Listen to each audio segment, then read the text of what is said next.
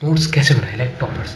देखो भाई, जो टॉपर्स होते हैं वो इन दिए हुए कुछ टिप्स को फॉलो करते हैं, जिनकी वजह से उनके मार्क्स इतने ज़्यादा अच्छे आ जाते हैं। और आप में से बहुत सारे लोग इन टिप्स को फॉलो नहीं करते, जिसकी वजह से आपके मार्क्स नहायत घटिया आ जाते हैं। और आज की इस वीडियो में मैं ऐसे कोई भी फालतू का टॉपिक नहीं कवर करने वाला हूँ, जैसे कि नोट्स के क्या फ़ायदे होते हैं या नोट्स से आपके एग्ज़ाम का रिजल्ट डिपेंड करता है। ये सब नूडल चैनल्स पे होता है। So back to the topic. Point number 1 is basic reading of the lesson. सबसे पहले आप अपने लेसन की बेसिक रीडिंग लगा लें, जिससे आपको ये पता चल जाए कौन सा पॉइंट कहाँ पे, और आपको टॉपिक को अंडरस्टैंड करने में भी बहुत ज़्यादा आसानी हो।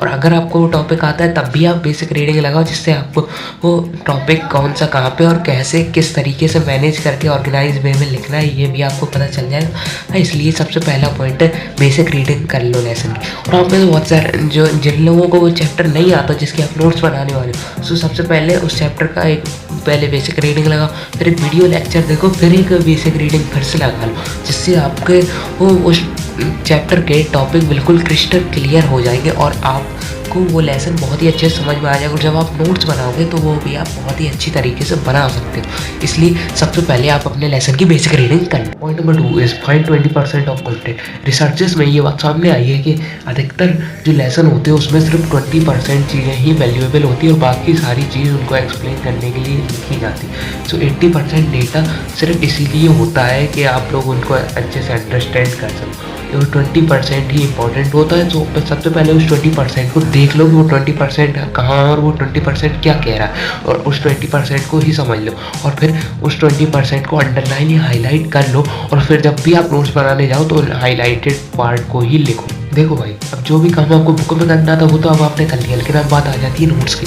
सो सबसे पहले जो भी आपने 20% हाईलाइट किया है या अंडरलाइन किया है उसको अपने नोट्स में लिख लो। और पॉइंट नंबर 3 क्या है? पॉइंट नंबर 3 सिंपल सा है कि notes should be in proper hand writing. जो भी आपके नोट्स हो प्रॉपर हैंड राइटिंग में हो। अगर प्रॉपर हैंड राइटिंग में होगी तो बाद में भी आप फ्यूचर में भी आपको उसको समझने में आसानी होगी। और अगर आप किसी भी को भी अपने नोट्स को प्रोवाइड करोगे तो उसको भी उनको समझने में या पढ़ने में आसानी होगी। इसलिए आपके notes must be in proper handwriting ही होने चाहिए। Point number 4 is make diagrams. Diagrams बनाओ। डायग्राम बनाने से तुमको ये पता चल जाएगा। और हाँ, डायग्राम्स ऐसे हो जो कि तुम्हें पसंद आए।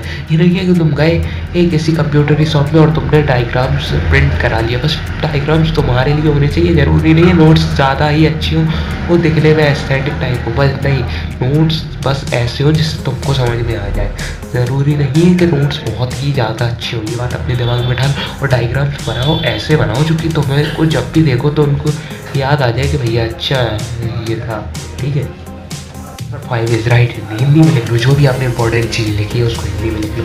जो भी आपने एडिटिंग या डाइग में या कुछ भी हो, तो जो भी आपका मेन कंटेंट हो उसको हिंदी में लिख लो। अगर आप उसे हिंदी में लिख लोगे तो आपको ये पता चल जाएगा कि वो किस चीज़ की तरफ इशारा कर रहा है, और हिंदी से आपको ज़्यादा समझने में ईजी होगा, जिससे एट द एंड बेनिफिट आपका ही।